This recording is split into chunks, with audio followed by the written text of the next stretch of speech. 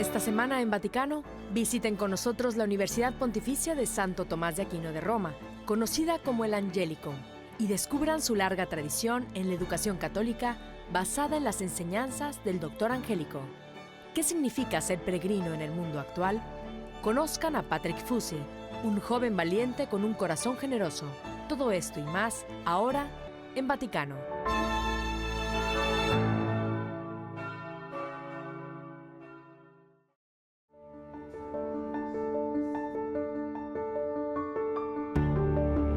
El estado más pequeño del mundo, la Ciudad del Vaticano, tiene una red de universidades por todo el mundo.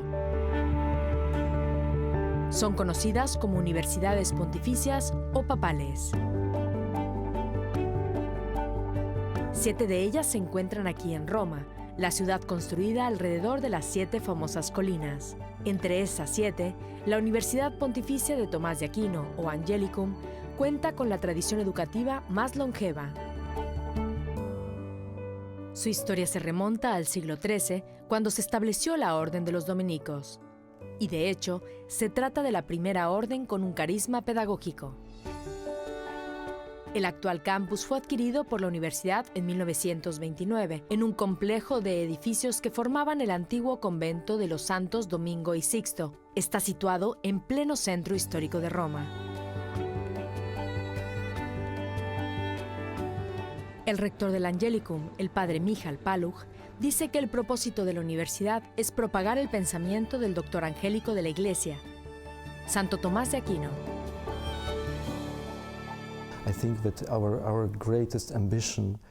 Diría que nuestra mayor ambición es trabajar basándonos en la propuesta del pensamiento de Santo Tomás de Aquino y su capacidad de armonizar las cosas, de articularlas siguiendo la doctrina de la Iglesia Católica.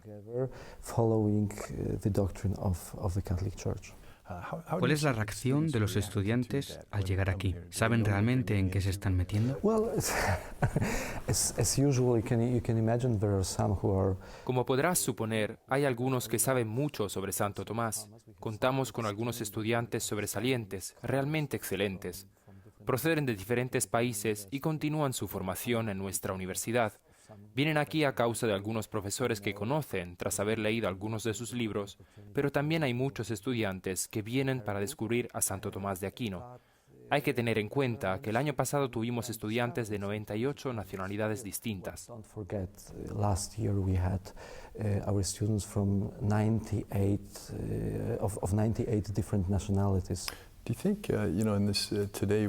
¿Cree usted que padeciendo a día de hoy semejante crecimiento de la generación de ninis, ni estudian ni trabajan, que a lo mejor hayan sido educados en algún tipo de fe, o que quizá fueron agnósticos, pero que acaban diciendo no pertenecer a religión alguna, o simplemente que Dios no existe? Ya sabe, ese pensamiento secularizado que tanto ha calado en los jóvenes. ¿Cree que es posible que este tipo de individuos, tras entrar en contacto con la obra de Santo Tomás de Aquino, persistan en su actitud de ninis y que de algún modo continúen del mismo modo, aún estando ya inmersos en el contexto universitario de una institución como la suya?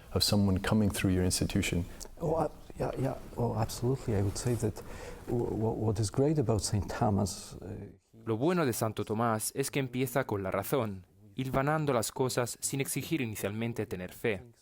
Al final, sus sentencias aunan la fe y la razón, porque de hecho deben trabajar juntas. Hay cierto acceso al pensamiento del Aquinate a través de la filosofía. En realidad, es muy interesante notar que hay muchos filósofos en los Estados Unidos y en el resto del mundo que hoy en día se interesan en el santo debido solo a esta posibilidad de acceder a lo más rico de la doctrina católica, a la, como decirlo, muerte de la doctrina católica por considerar la filosofía teniendo en cuenta únicamente nuestra razón.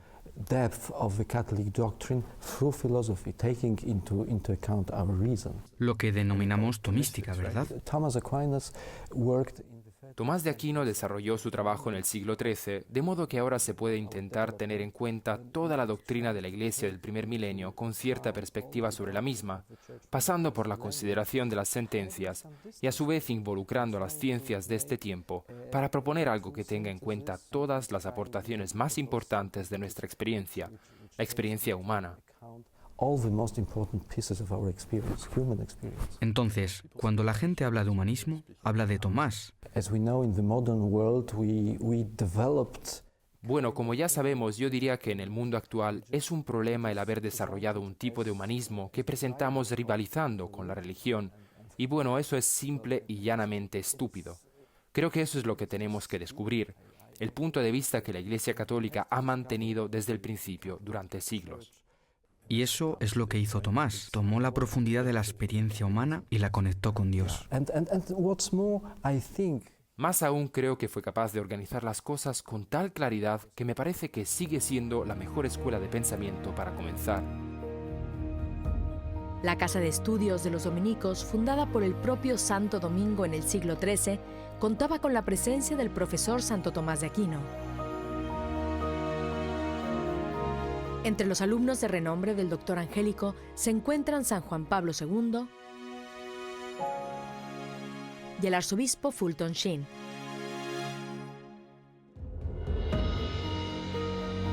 Fundada primero por frailes dominicos, ahora acoge a laicos y laicas junto con sacerdotes y religiosos, enseñándoles teología, derecho canónico, filosofía y ciencias sociales. It's a spiritual journey, coming to Rome and then an academic journey. Venir a Roma es un viaje espiritual. Luego comienza el viaje académico. Estoy entusiasmado y ya me siento pleno por estar aquí. El ambiente, la afabilidad que ya he encontrado es muy acogedora y cálida, por lo que me encuentro en una gran situación, dispuesto a empezar y a seguir adelante. Es sin lugar a dudas emocionante ser una de las estudiantes laicas aquí. Nunca había sentido mi condición de laica tan claramente como ahora que estoy caminando entre todos estos sacerdotes, seminaristas y monjas, pero es realmente emocionante.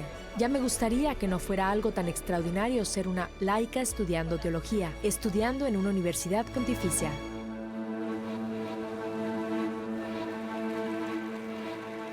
Parte del regalo que el Angelicum aporta, especialmente para los sacerdotes y religiosos que estamos aquí, es la oportunidad de seguir alimentándonos y profundizar.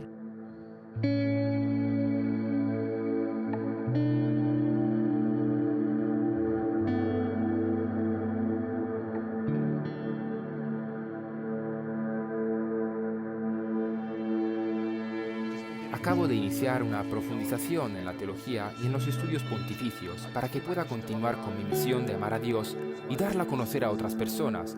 Es por eso por lo que este día es tan significativo. Solo se puede amar lo que se conoce, y para amar más a Dios, amar más la fe y amar más a los demás, hay que entender a Dios, a la fe y a los demás, a un nivel más profundo. Eso es lo que la filosofía y la teología te aportan. Ahora somos capaces de bajar al mundo real mucho de lo que previamente hemos aprendido en nuestros estudios filosóficos y así entender el mundo, cómo funciona y también cómo Dios interactúa y se relaciona con él.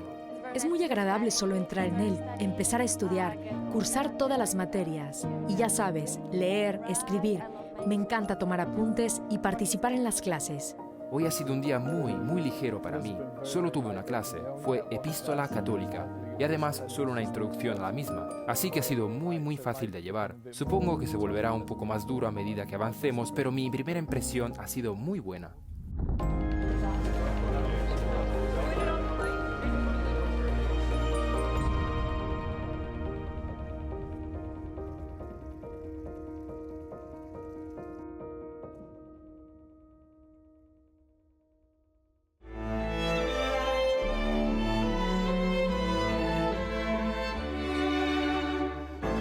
Bienvenidos de nuevo. Están ustedes viendo Vaticano.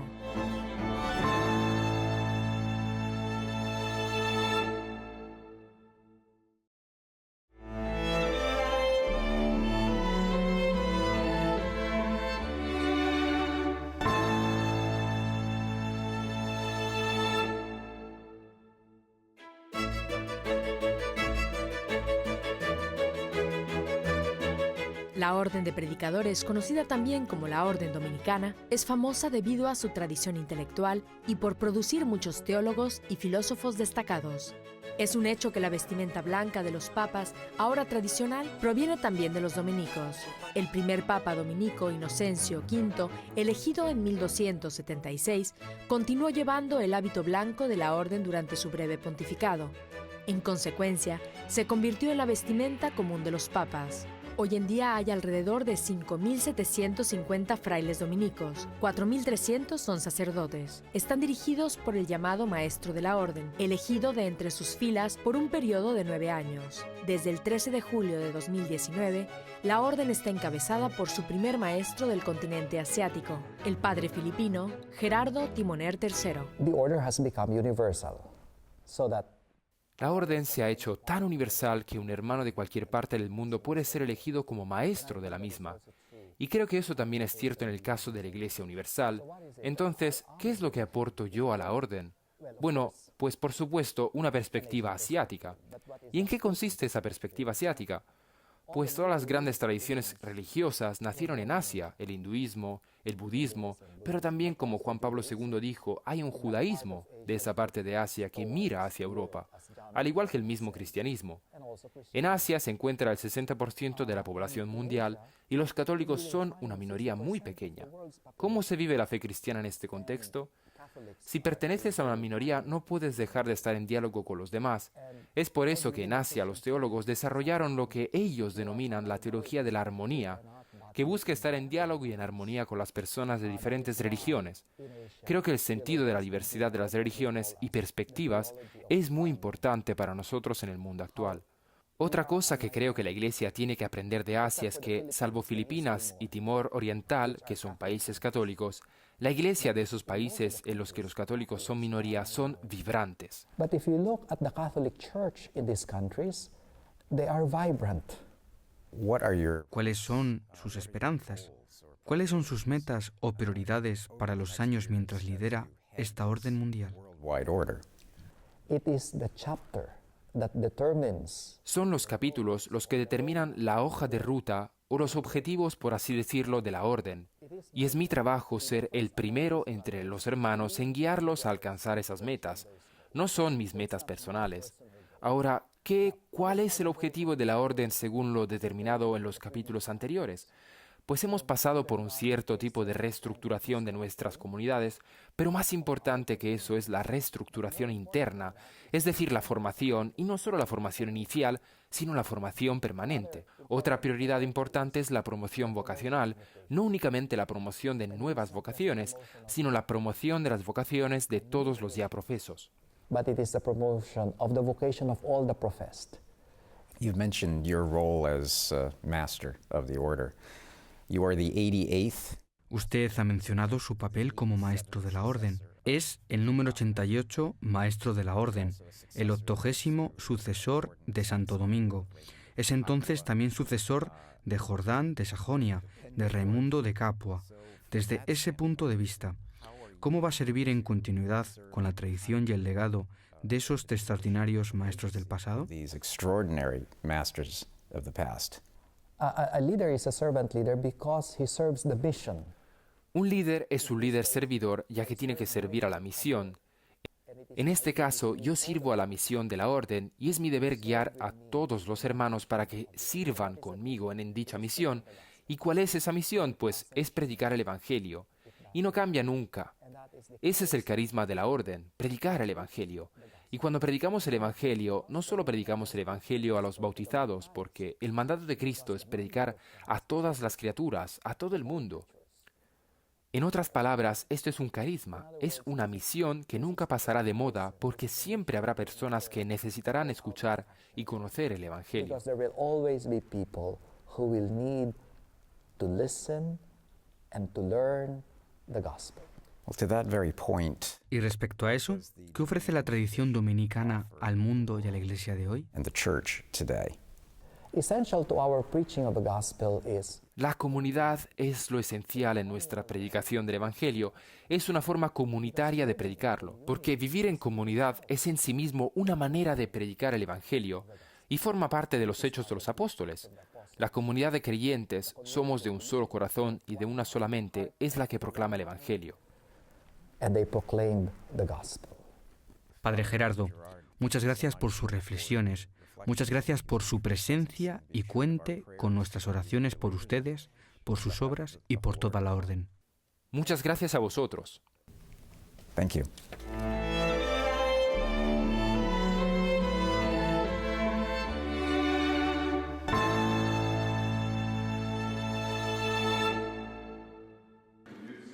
La ONU en Ginebra vuelve a alzar su voz en favor de los derechos de los desplazados internos y la delegación de la Orden de Malta está en primera línea de batalla.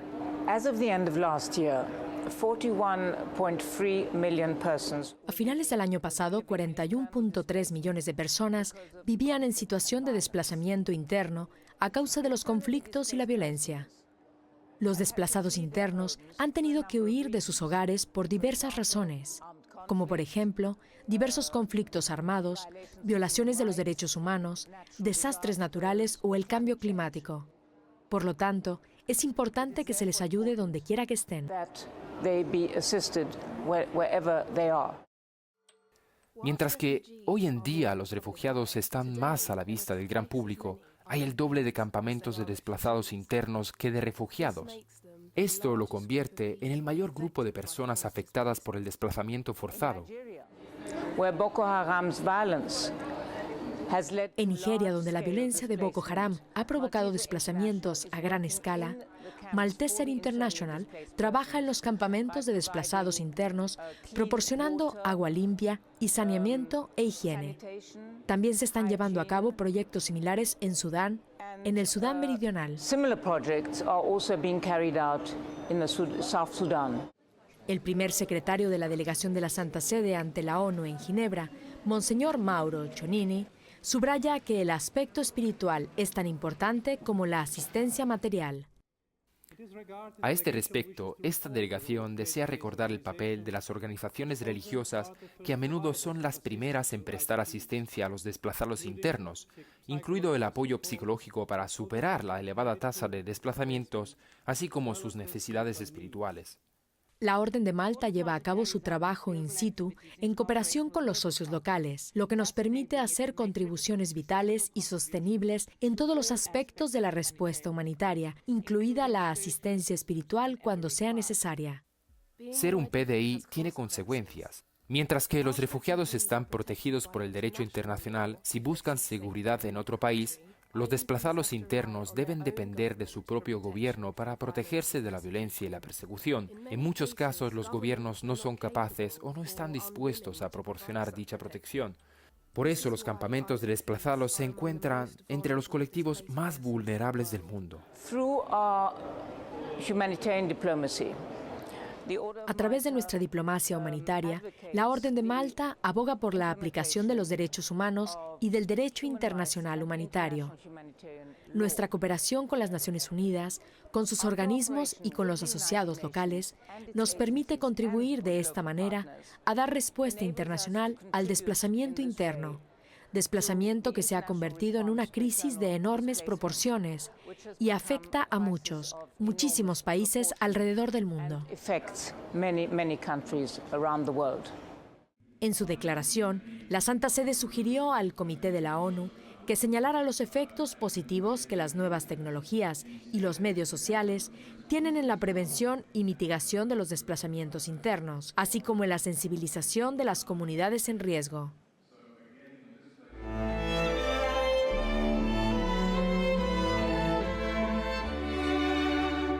En unos instantes regresamos con más en Vaticano.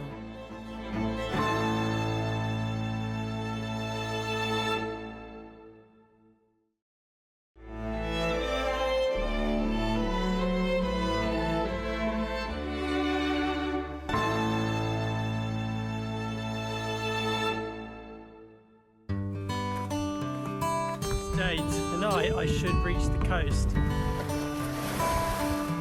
It's pretty cold here today, and the sea. Patrick Fusi está caminando desde la puerta principal de su casa hasta Jerusalén. En el camino va recaudando fondos. exactamente 2.163 libras. Esa es la distancia en millas entre su ciudad natal en Inglaterra y Estambul, ciudad en la que va a donar el dinero recaudado a una organización benéfica que ayuda a los refugiados sirios a integrarse en la sociedad turca.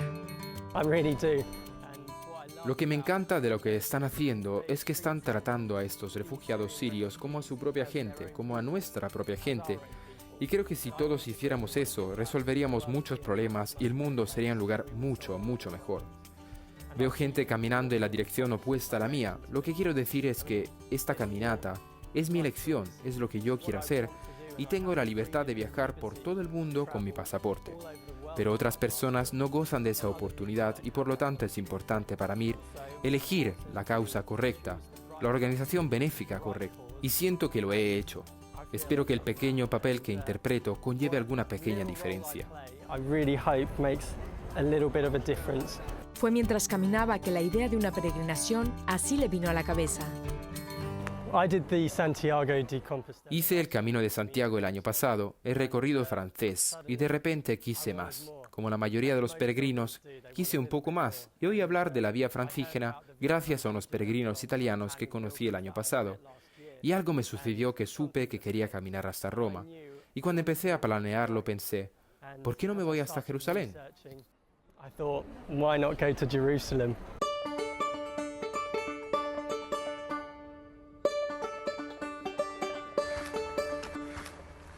This one. Patch tuvo que superar varios obstáculos a lo largo del viaje, pero su fe y los pequeños gestos de bondad fueron una ayuda fundamental para superarlos. Starting. Para comenzar, dar ese primer paso frente a mi puerta y despedirme de mi madre, todo un clásico, ¿verdad? Pero fue muy difícil simplemente comenzar. Y como estaba triste mientras caminaba e iba adquiriendo confianza en lo que estaba haciendo, confiaba en que allá donde ponía mis pies era el lugar correcto donde se suponía que debía estar. Y comencé a abrazar esta idea de cada vez más. Walking stick.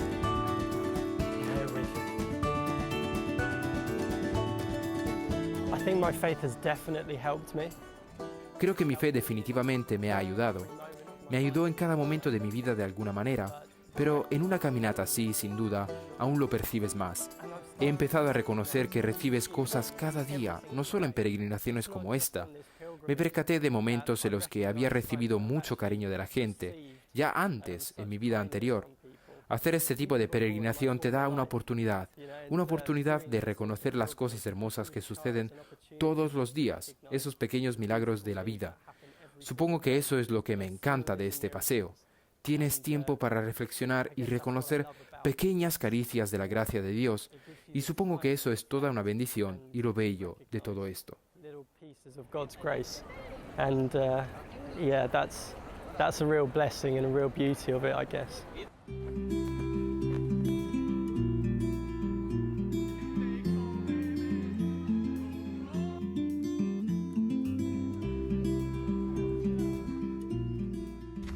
Patrick continuó su viaje alcanzando el sur de Italia y cruzando el mar Adriático para llegar a Albania. Desde allí, recorrió todo el camino hasta Grecia, superando sinuosos tramos y diversos mordiscos de algún que otro grupo de perros callejeros. Back in time. Llegó sano y salvo a Estambul el 7 de noviembre y desde allí partió para una última etapa del viaje, a Jerusalén.